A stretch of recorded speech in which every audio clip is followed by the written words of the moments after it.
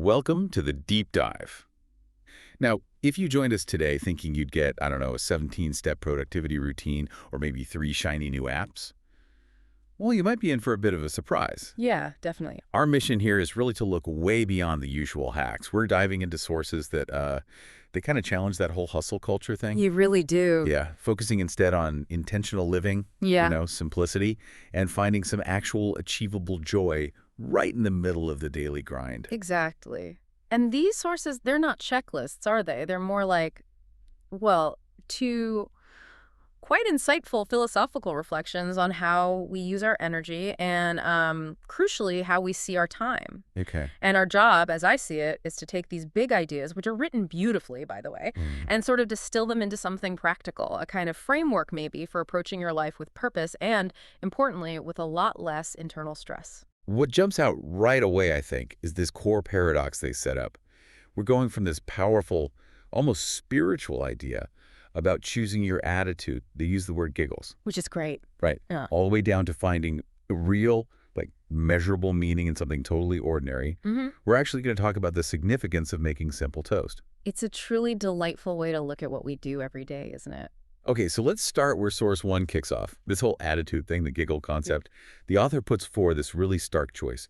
Do it with giggles or do it without. But then almost immediately, that second option, doing it without, gets challenged. Is that even a real choice if you're trying to achieve something meaningful, something lasting? Why giggles, though? It feels almost, well, a bit light for such a serious idea. That's the clever part, I think. That's why we need to dig a bit deeper than just the word itself. They chose giggles, something we usually think of as spontaneous, almost uncontrollable joy, quite deliberately. To frame the choice not as, forcing happiness, but as recognizing the sort of innate, bubbling energy you need for anything creative or productive. Resisting that joy, the source argues, is actually getting in your own way. It's resisting progress. But hang on. If joy is an input, like a tool we have to use, doesn't that put a ton of pressure on us to be happy even when the work is just genuinely tough or, frankly, awful? How does the source square that? Is it authentic joy or just, putting on a brave face? That's a fair question. It's less about forcing the feeling and more about choosing the approach. The source actually describes these giggles as powerful and healing, saying they make getting the work done fun. Interesting. So it's like an exercise in reframing that moment. If the task has to be done anyway, choosing that internal tool of, let's call it buoyancy, the giggle means you're not wasting energy fighting yourself internally. It's almost like conserving energy as much as an emotional choice. I see. Okay. So it's about deciding how you're going to show up for the task. Precisely. And that intentionality, it carries right through into our daily structure. The source mentions 3 specific intentions we should set every day. First, aiming for excellence, doing our best, being as excellent as possible. Right. Second, keeping things in balance. And third, being really present in the moment. And those 3 intentions, they give you the structure for actually using that joyful tool, right? They make sure your energy isn't just, floating around in a vaguely positive mood, but channeled towards effort, sustainability, focus. Makes sense. But the philosophical side really ramps up when the author shifts to talking about time itself. Yeah, this is where it gets really deep, I thought. The author says time is the one thing nobody escapes and asks, are there really ever any small moments while we're alive? That line, how precious time is, it hits hard because the claim is basically there are no small moments. And accepting that idea that every single second is actually a big, significant event, well, it's meant to completely shift your immediate priorities. How so? Well, if time is infinitely precious, then wasting it on regret or resistance or just grumbling, it's kind of unforgivable, isn't it? And the source even links this to a sense of duty. It says we owe it to the ones that have gone before us to cherish every second. Wow. It takes every moment from just being, filler between important stuff to being an honor, a privilege. Okay, but if every second has that much weight, that much existential value, then you can't possibly spend those seconds planning huge, complicated things all the time. It means you have to put that value into the very next tiny action you take. Exactly. You got it. Which brings us back kind of beautifully to the simplest things, like acts of kindness. Precisely. If time's that valuable, action has to be immediate. So the source recommends really simple stuff. Taking time to share a giggle or two, taking a deep breath just for breathing's sake, sharing something kind. Mm-hmm. And it sums up the big impact of these small efforts with that lovely analogy. Kindness is like sugar and honey. It makes everything sweeter. It's the simple, deliberate addition that just amplifies the goodness that's already there in the moment. Okay, so if Source 1 gives us that high-level intentional framework, the giggles, Yeah. appreciating every second, then Source 2 really grounds these ideas in, well, the mundane reality of routine tasks. Yes, it brings it right down to earth. It starts with that same kind of respect for the day, saying we should be taking no day for granted and insisting each day deserves to be honored with pause or insights shared. And that's the crucial link, isn't it? How do you possibly honor the day when your to-do list is full of just boring, necessary stuff? Right. And the answer is TOAST. Totally ordinary, average, standard tasks. The big insight here is don't underestimate the power of toast. Let's unpack that analogy a bit. Why toast? Why not, I don't know, washing dishes? Well, maybe that works too, but toast is good because bread is so fundamental, right? The source points out bread represents wealth, food, life. Yeah. It's essential, but it's often unfinished. It needs the heat, the transformation, to become toast. And that's just a brilliant, immediate metaphor for the challenges and pressures we face. Life gets busy, the heat turns up, we feel that pressure to perform. But wait a sec, isn't pressure often bad? Like when the heat turns up in my life deadlines, family stuff, I tend to just burn the bread. Yeah. How does the source make sure this heat is used wisely, not destructively? Yeah, good point. The key is in that phrase, awesome transformative properties if used wisely. See, when we're under that external heat, a deadline, a huge project, we often try to tackle massive, complex goals because we feel we should. And that leads straight to burnout. In there. Right. So TOAST suggests focusing that heat only on the necessary transformation, achieving a simple, defined result. It's basically giving yourself permission to shrink the scope of your ambition when the pressure's high. Just get the fundamentals done. Just make the toast. Which leads to probably my favorite line from all this material. Simplicity is productivity. That an accomplishment doesn't have to be this huge, complex thing. It could just be making toast. And maybe, as the source says, possibly burnt toast. And still being grateful for toast. That gratitude for the simple, visible check mark, that's what makes it sustainable. We tend to dismiss the small tasks, right?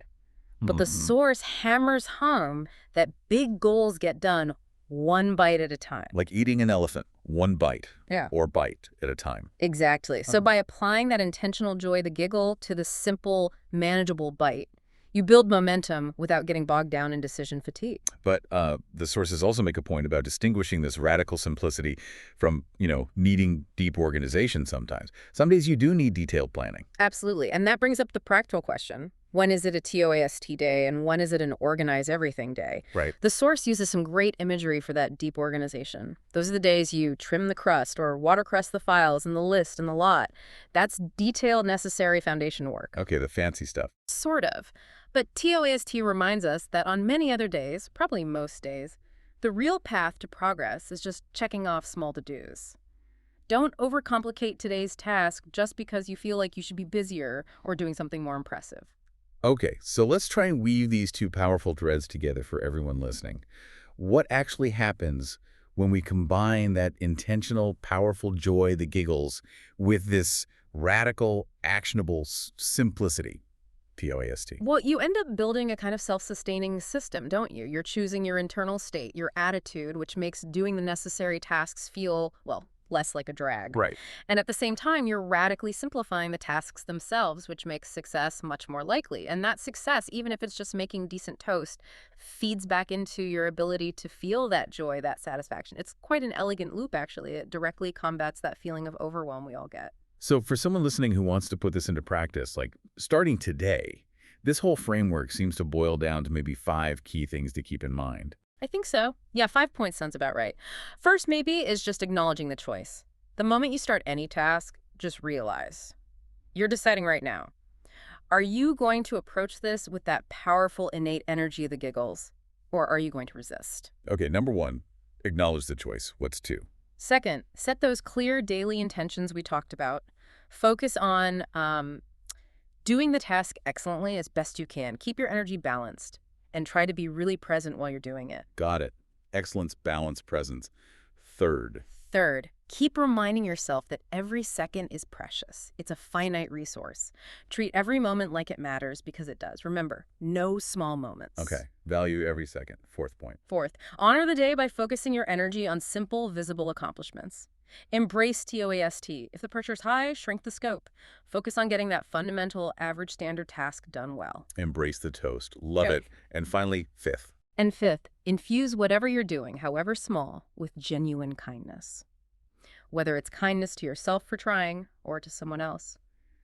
Remember that sugar and honey idea, that simple act of kindness just transforms the whole experience.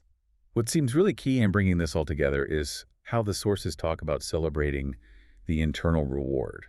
We're so often told, that deep satisfaction only comes from the huge, complex achievements, the things that take years. Right, the big promotion, the finished novel, whatever it is. Exactly. But these sources argue almost the opposite, that the satisfaction that actually sustains you, the motivation that keeps you going, that deep foundational feeling, comes from being intentionally present during simple acts, celebrating being grateful for toast, like you said, acknowledging that the ordinary thing, done with excellence and joy, that's the real way to honor the day and yourself. And it prevents the burnout that always comes from chasing some kind of complex perfection.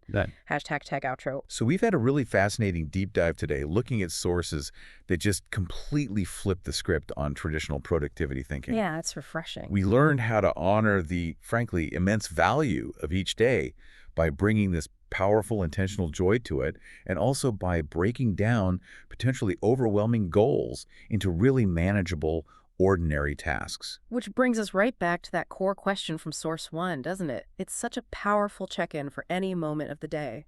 What are you doing with each moment? That's the fundamental question these texts really push us to answer, honestly, right now. So if every single second truly counts, and if simplicity really is productivity, here's something to think about. What is one totally ordinary, average, standard task? One piece of TOAST that you can do today, maybe right after this, with intentional excellence, that will feel like an absolute win. Maybe it really is just making the toast. And being genuinely grateful you did it. Couldn't say it better. Thank you for joining us for this deep dive into intentional living. We hope you found it valuable, and we'll see you next time.